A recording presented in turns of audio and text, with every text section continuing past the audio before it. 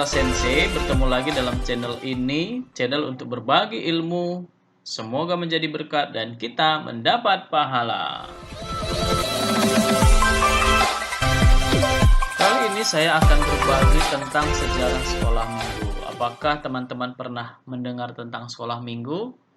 Atau pernah sekolah minggu? Atau jangan-jangan teman-teman adalah salah seorang dari guru sekolah minggu? Nah, bagaimana sih ceritanya kok bisa ada sekolah minggu ini? Siapa sih pertama sekali membuatnya? Di manakah tempatnya? Nah, kamu tahu nggak? Penasaran kan? Ikuti terus channel ini. Jangan lupa like, subscribe, komen, dan bagikan kepada teman-teman kita yang lain supaya mereka juga tahu. Selamat mengikuti.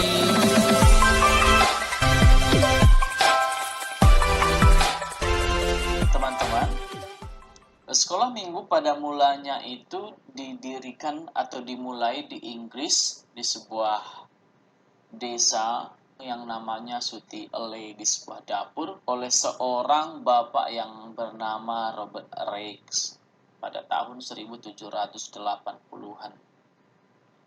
Robert Raikes ini adalah seorang pengusaha. Dia bukan hamba Tuhan, dia bukan pendeta, dia juga seorang wartawan, seorang penulis. Nah, pada waktu itu, Inggris sedang mengalami krisis ekonomi yang besar. Sehingga keluarga-keluarga yang tidak mampu harus mempekerjakan anak-anak mereka supaya mereka bisa dapat duit, mereka bisa membeli makanan, dan mereka bisa survive. Mereka bisa bertahan hidup di tengah krisis. Jadi anak-anak ini bekerja dari Senin sampai Sabtu, dan pada hari Minggu mereka libur. Jadi begitu seterusnya teman-teman, Senin sampai Sabtu mereka kerja, dan pada hari Minggu mereka libur.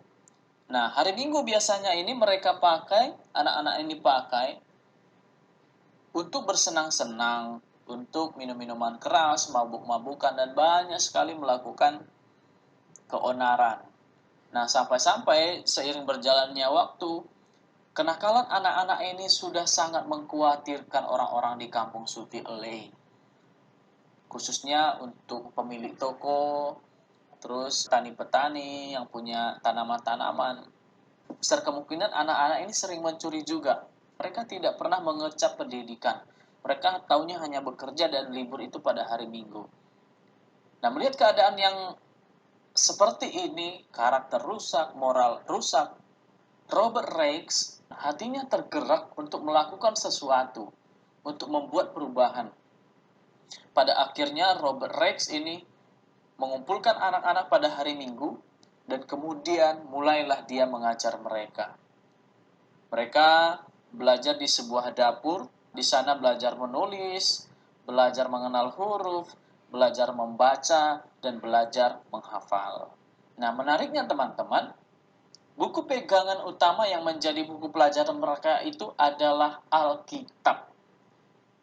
Mereka belajar mengenal huruf dari Alkitab. Mereka belajar membaca Alkitab. Mereka belajar menghafalkan firman Tuhan. Yang pada akhirnya kemudian mereka bertumbuh menjadi anak yang semakin baik tahu aturan, tahu bagaimana harus bersikap, dan seterusnya.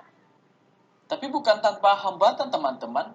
Robert Raikes ini mengalami tantangan. Tantangannya adalah dia harus menghadapi anak-anak yang karakternya belum terdidik.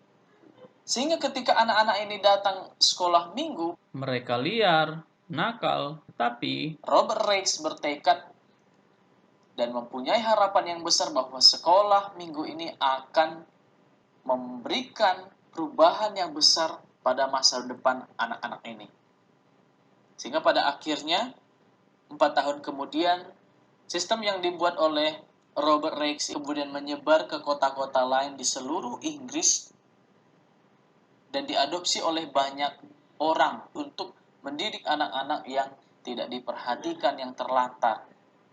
Dan dari sinilah kemudian menyebar ke seluruh penjuru dunia, di bagian Eropa, masuk ke Asia, bahkan sampai ke Indonesia, sampai pada masa kita sekarang. Mungkin ada yang sedang mengajar, bagi anak-anak mungkin ada yang sedang sekolah minggu. Nah, yang menariknya teman-teman juga bahwa Robert Rex ini bukan seorang hamba Tuhan atau pendeta. Jadi sekolah minggu itu pertama sekali diadakan bukan oleh seorang pendeta, tetapi orang awam biasa.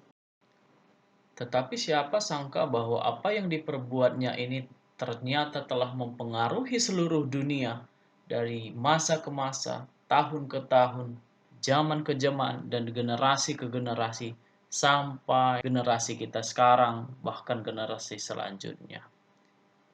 Jadi teman-teman, tidak menutup kemungkinan di antara kita yang mendengarkan cerita ini mungkin dipakai Tuhan untuk melakukan sesuatu yang besar. Sehingga kalau kita digerakkan Tuhan untuk melakukan sesuatu, Tuhan menaruh belas kasihan di dalam hati kita terhadap seseorang, terhadap orang-orang tertentu, mari kita lakukan dengan sukacita. Mari kita lakukan dengan takut akan Tuhan, tetap semangat dan tetap mengandalkan Tuhan. Karena kita tidak tahu ternyata apa yang kita perbuat itu pengaruh bagi orang lain, bahkan berpengaruh bagi dunia ini. Jadi demikian teman-teman, kiranya dapat menjadi berkat bagi kita dan dapat kita bagikan supaya kita tetap berkembang. Bye-bye.